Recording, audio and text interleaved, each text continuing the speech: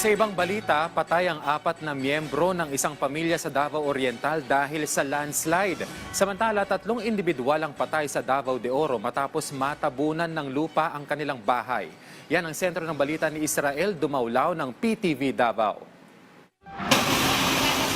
Sa kuha nitong video, makikitang nagtutulungan ng mga rescue team at ang mga residente ng Mati City sa Davao Oriental sa pagkuha ng mga katawan ng 4 na mga individual na natakpan ng landslide sa Upper Salazar Barangay, Central Mati City nitong Biyernes.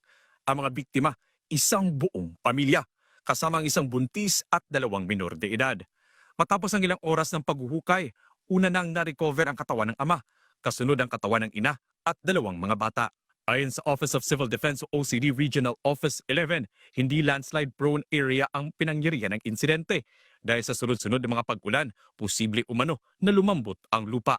Kung kayong boulder ang nahulog, no? So ang mga equipment sa City of Matis Engineering is now helping Kinumpirma ng lokal na pamahalaan ng Moncayo, Davao de Oro ang pagkamatay ng 3 mga individual matapos matabunan ng lupa sa Barangay Rizal nitong Huwebes.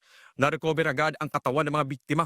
Nakahanda naman ang Moncayo LGU na tumulong sa pagpapalibing at sa mga apektadong pamilya.